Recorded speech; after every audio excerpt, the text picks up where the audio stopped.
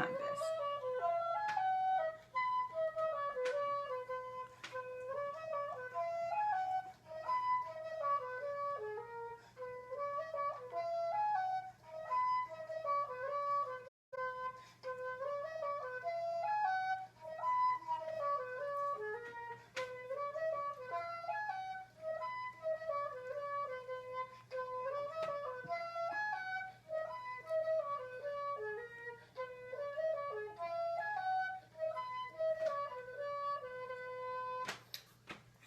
Hi, this is Sally Morgan, physical therapist, craniosacral therapist, and Tellington T-Touch practitioner for animals and people.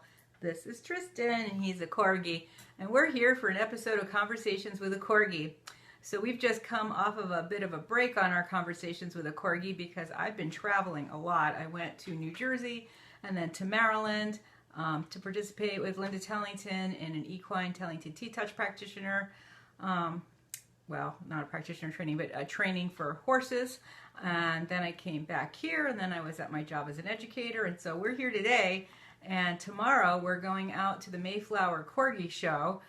Maybe we'll do Facebook Live from there instead of in the morning because we have some fun things scheduled. Tristan will be doing some herding trials, which I hope to record and post. Hopefully he'll do a good job. Otherwise it will be an embarrassing post for him. You can do it, right? He says, I practiced my herding on chickens. So, and then Thursday I'm off to New Jersey again for the Tellington T-Touch class for dogs. And it's a little easier to do Facebook Live from there because everything's just closer and smaller, and there's a 1 hour break seems like 2 hours there, whereas at the horse place it didn't go that quickly. So anyway, or it went more quickly. So today I want to talk about something really important that came up during our class, and there are so many things. I have a whole list of things that were mentioned, and I'm sure I'll have a whole list after this coming class as well. But one of the most important things I think that we touched on is the importance of talking to your animal and telling him what you want your animal to do. I think I've talked about this often. I certainly have a card in my deck of animal connection cards about this. But animals understand what we're saying. All animals, horses, dogs, cats, even birds. People have reported saying things to them clearly and creating a picture in their mind when they say it, and then the animal responding, even wild animals. And I have a bit of a snake problem that some people might be aware of, and I had one appear at my side gate, like they do so many years. And it was a bit of a mix-up for both of us, and they seemed to really understand my mental thoughts to please stay out of the fenced-in yard. Of course, getting in and out of the fenced-in yard then is a problem because they tend to congregate on the other side of the fence, which I have to walk by. So this guy was there, and I was going into my backyard to plant something after I had been at the farmer's market, and I yelled at him. I don't know why. I think that they require yelling, but mostly it's because my heart rate is about 3,000 beats per minute and I'm terrified, and I said, don't you dare go in the backyard. So I kicked open the gate, and the snake was frantic and trying to go up the wall, which it couldn't, and then it was like curled. So I went in the backyard, I did my stuff, came back out, and he was still there and trying to go away from me towards the driveway, which is just a bend around the corner in my garage. So I screamed at him again, and I said, stop right where you are. I recommend being much more polite, but I really can't with reptiles. And he did, and I went by him, and then I got around between him and my garage, and I stomped the ground, and I said, now you go away and don't come back here. Well, he did. He turned around and very slowly, not fast like he did the other few times, and kind of tried to figure out where to go. And then I put out the snake repellent, which smells like cloves and peppermint. They don't like it. They sense a lot of their environment through their noses. I know a lot about them because I don't like them very much. Anyway, and about 5 hours later, he was up on the other side of the house by the other gate. And I don't know, I've never seen one crossing the driveway. I don't know how they get there or how fast they go, but it was a 95-degree day, so he was probably able to go quite fast, where he terrified me and my carpenter, and I said, excuse me, you need to know that you cannot be by these gates, and you can't let me see you. You have to hide. So then he went under the steps. Not my favorite place for them to be, but I know that the hunting for them is fabulous over in the grasses of my flower meadow. And that's probably where he most likely wants to be, but you know, it's not that sunny in there.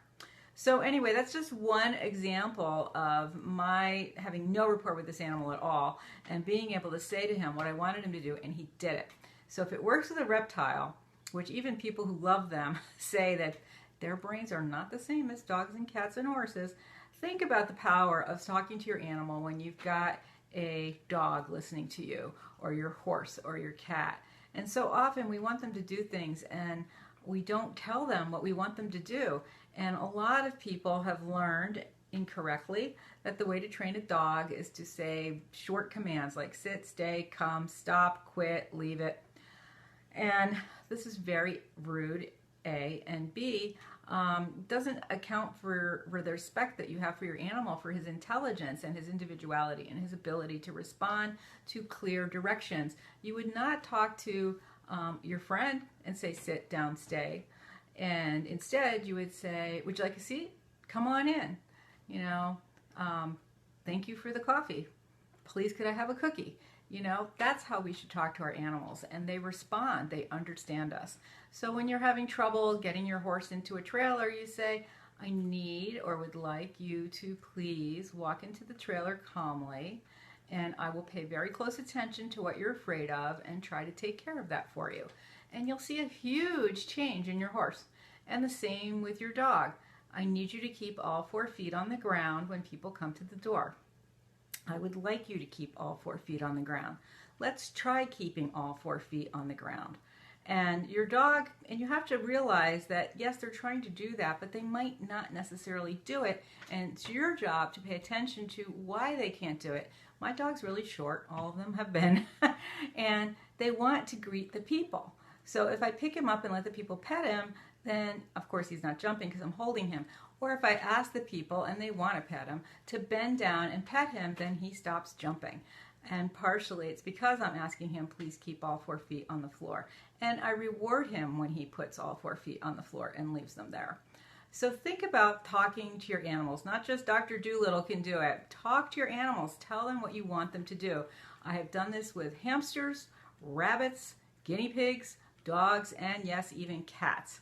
And we had another interesting thing come up about cats, which I'll do a whole thing on maybe next week or tomorrow, I don't know, at some point, and why they respond sometimes and not other times. It's a pretty interesting thing about cats.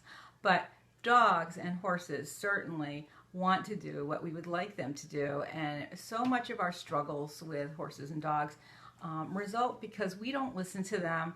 And we had a good example of a horse that was standing in the labyrinth, our little maze that we use in T-Touch.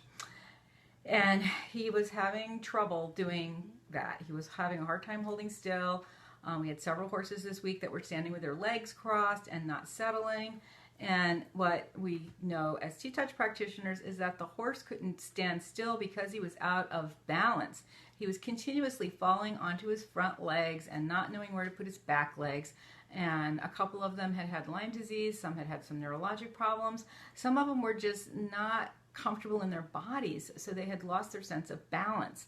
And one of the beginner people in the group raised her hand and said, you know, I can see trainers getting after a horse for not holding still when they're doing what this horse is doing. But it is so clear that he's out of balance. So it's really important to look at your animal, ask him what you want, tell that horse, I'd like you to stand quietly, please. And then we use the wand and run him down the legs of the horse to connect him to the ground. And then when he can't stand quietly, we know that he's telling us he's got a problem, which is he's out of balance, or he's uncomfortable in his hind end, or he's got something going on. You know, maybe he's afraid. Maybe he wants to see the new horse coming into the ring. So it's so important to tell your animal what you would like them to do, and when they then can't do it, to pay close attention to why.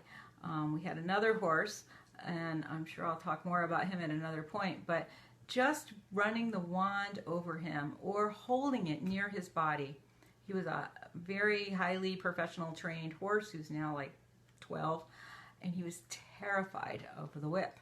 And he was so well trained by a couple of techniques I'm not a big fan of, but he did not dare move a hoof or hardly flare a nostril at something he was afraid of, and yet he stood there with his eyes wide and his ears back and his mouth tight because he was really afraid.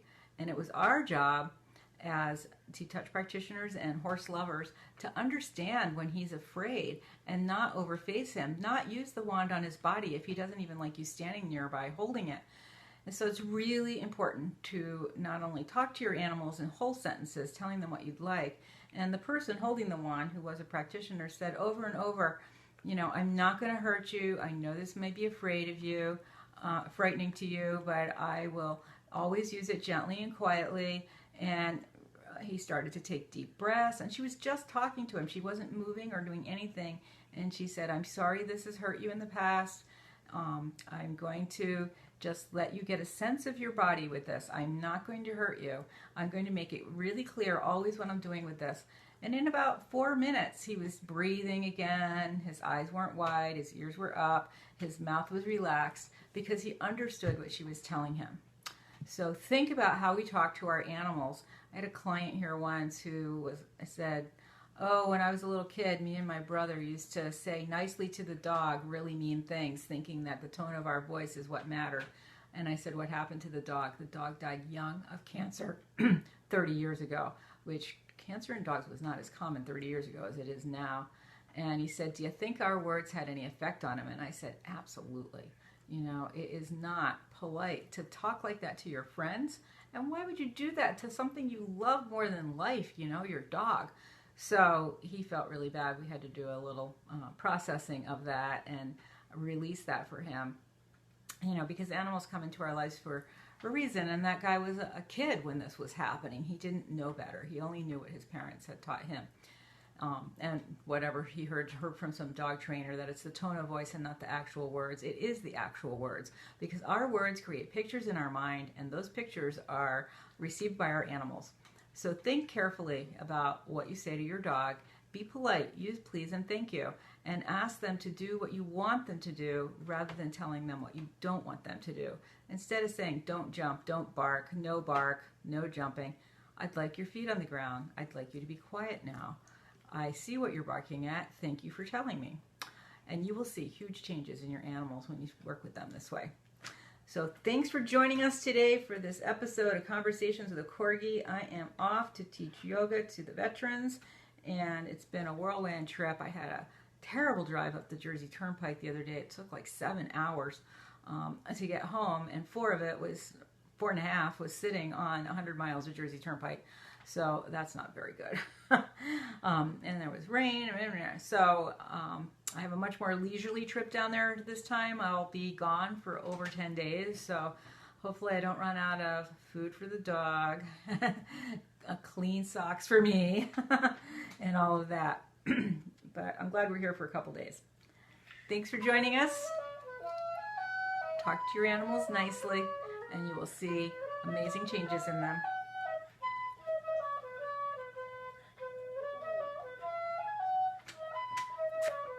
Corgi.